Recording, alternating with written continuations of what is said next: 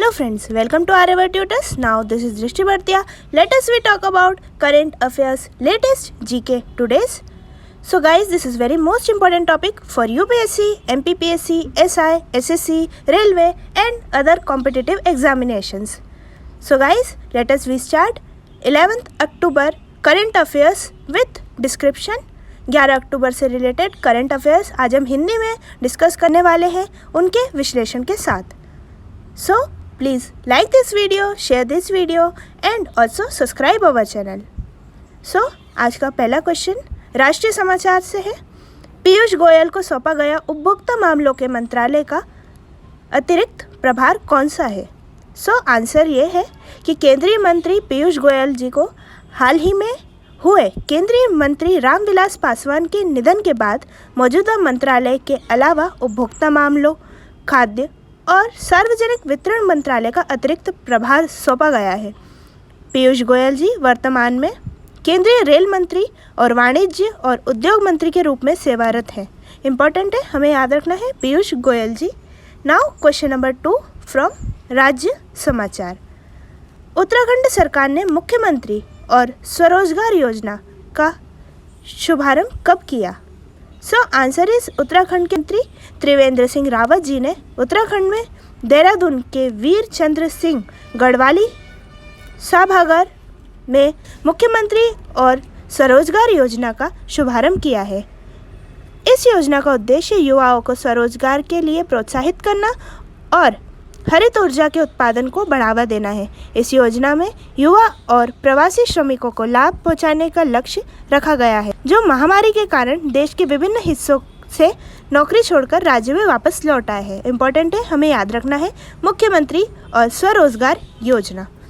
अब बात उत्तराखंड की है तो हमें पता होना चाहिए कि उत्तराखंड के राज्यपाल जो है ये बेबी रानी मौर्य जी हैं. और उत्तराखंड से बहने वाली प्रमुख नदियों के नाम कुछ इस प्रकार है: गंगा नदी, यमुना नदी, सरयू नदी, भागीरथी नदी, गौला नदी और काली नदी. नाउ क्वेश्चन नंबर 3 फ्रॉम रक्षा समाचार. डीआरडीओ ने एंटी रेडिएशन मिसाइल रुद्रम का किया सफल परीक्षण. उत्तर देख लेते हैं.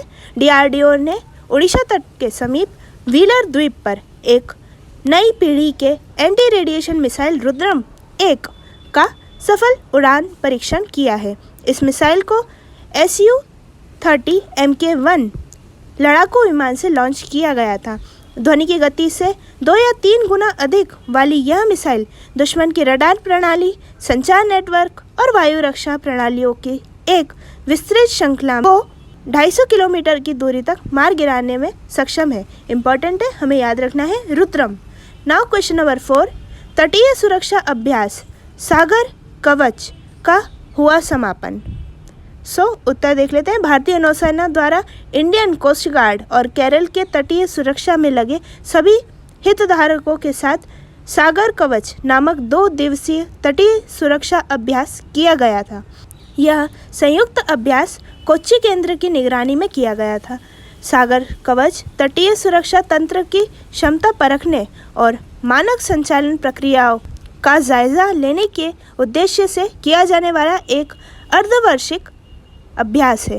केरल, कर्नाटक और लक्षद्वीप के तटीय क्षेत्रों में आयोजित किया जाने वाला यह अभ्यास देश में मौजूदा सुरक्षा स्थिति की पृष्ठभूमि में अहम माना जाता है. और हमें पता होना चाहिए कि नौसेना के प्रमुख admiral Karambir Singh. Now question number 5 Mukesh Ambani ने फोर्ब्स इंडिया रिच लिस्ट 2020 में किया टॉप. आंसर देख लेते हैं. रिलायंस इंडस्ट्रीज लिमिटेड RIL के चेयरमैन मुकेश अंबानी ने वर्ष 2020 की फोर्ब्स इंडिया रिच लिस्ट में टॉप किया है. उन्होंने फोर्ब्स इंडिया की सूची में लगातार 13वें साल सबसे अमीर भारतीय के रूप में अपना स्थान बरकरार रखा है.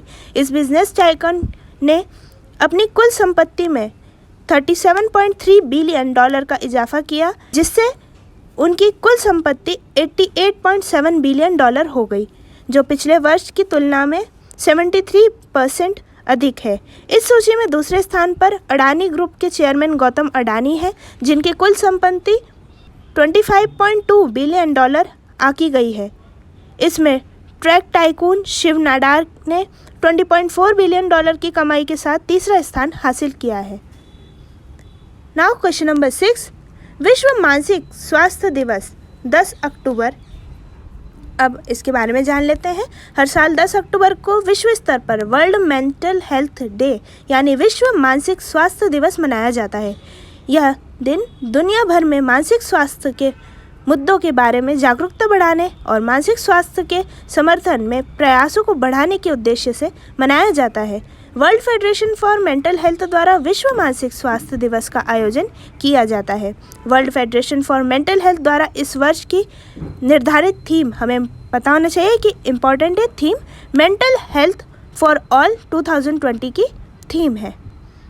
अब world federation for mental health के बारे में जान लेते हैं। इसके अध्यक्ष इंग्रिड डैनियल है। World federation for mental health की स्थापना 1948 में की गई थी। इम्पॉर्टेंट है, हमें याद रखना है। नाउ क्वेश्चन नंबर 7, विश्व प्रवासी पक्षी दिवस 10 अक्टूबर को मनाया जाता है। हमें पता होना चाहिए कि विश्व प्रवासी पक्षी दिवस प्रत्येक वर्ष 9 मई एवं 10 अक्टूबर को विश्व स्तर पर मनाया जाता है। इस बार के विश्व प्रवासी पक्षी दिवस 2020 का विषय हमें पता होना चाहिए बर्ड कनेक्ट अवर वर्ल्ड है। इस दिन देववर्षीय प्रवास का जश्न मनाया जाएगा। इस दिन को मनाए जाने का उद्देश्य प्रवासी पक्षियों और उनके संरक्षण के लिए ज़रूरी अंतर्राष्ट्रीय सहयोग के महत्व के बारे में जागरूकता बढ़ाना है। इम्पॉर्टेंट है, हमें याद रखना है विश्व प्रवासी पक्षी दिवस 9 मई एवं 10 अक्टूबर को मनाया जाता है। नाउ क्वेश्चन नंबर 8, राष्ट्रीय डाक सप्ताह 9 से 15 अक्टूबर मनाया जाता है। विश्व डाक दिवस के उपलक्ष्य में डाक विभाग द्वारा 9 से 15 अक्टूबर को मनाया जाता है। जैसे यूनिवर्सल पोस्टल यूनियन मुख्यालय बर्न स्विट्ज़रलैंड में है। यूनिवर्सल पोस्टल यूनियन हेड, इनके हेड जो है वो बिशार अब्दुल रहमान हुसैन है। यूनिवर्सल पोस्टल यूनियन के संस्थापक हेनरिक वॉन स्टीफन है। यूनिवर्सल पोस्टल यूनियन की स्थापना 9 अक्टूबर 1874 को हुई थी। इम्पॉर्टेंट है, हमें याद रखना है। अब इसका एक्सप्लेनेशन देख लेते हैं। 2020 के दौरान राष्ट्रीय डाक सप्ताह मनाया जा रहा है। हर साल राष्ट्रीय स्तर पर लोगों और मीडिया के बीच डाक सेवाओं की भूमिका और गतिविधियों के बारे में जागरूकता पैदा करने के लिए राष्ट्रीय डाक सप्ताह का आयोजन किया जाता है। डाकघरों में नागरिक केंद्रित सेवाओं की नई पेशकश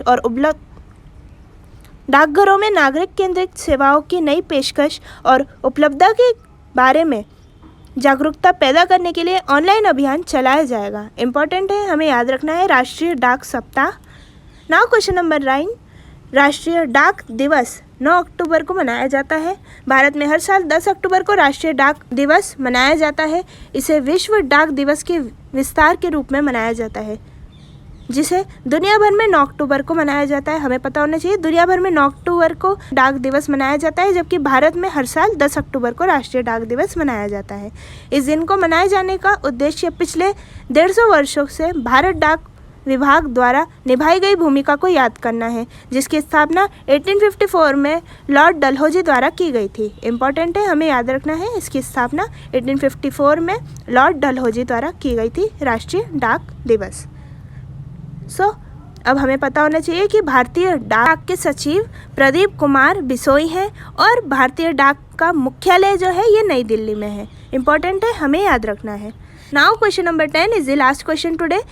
केरल की पहली महिला मुख्य न्यायाधीश के उषा का निधन हो गया है। हमें पता होना चाहिए कि हाल ही में केरल के उच्च न्यायालय की पूर्व मुख्य न्यायाधीश न्यायमूर्ति के उषा का निधन हुआ है। उन्हें 1951 से 2000 के दौरान एक न्यायाधीश के रूप में सेवाएं दी थी। इसके बाद जब उन्हें 2000 से 2001 तक केरल उच्च न्यायालय का मुख्य न्यायाधीश नियुक्त किया गया तो न्यायमूर्ति उषा बार से उच्च न्यायालय न्यायपालिका में शामिल होने वाली पहली महिला बनी और मुख्य न्यायाधीश बनी थी। इम्पॉर्टेंट है, हमें याद रखना है केरल की पहली महिला मुख्य न्यायाधीश के उषा जी, ये है उनकी तस्वीर। सो फ्रेंड्स, आपको आज का वीडियो कैसा लगा प्लीज़ लाइक करिएगा, अपने दोस्तों के साथ शेयर करिएगा और अगर आप चैनल पर नए हैं तो प्लीज़ सब्सक्राइब करना तो बिल्कुल मत भूलिएगा और बेल आइकन प्रेस करना भी बिल्कुल मत भूलिएगा, जिससे इम्पोर्टेंट अपडेट्स सबसे पहले आप तक पहुँचे। और आपको आज की वीडियो में कोई डाउट हो या आपको स्टडी मटेरियल से रिलेटेड कोई क्वेरी हो सो आप इस नंबर पर व्हाट्सएप से भी और हमसे टेलीग्राम से भी जुड़ सकते हैं। So my mobile number is 9424570979। Thanks for watching this video. Your support is our power. Thank you so much. Stay home, stay safe. धन्यवाद।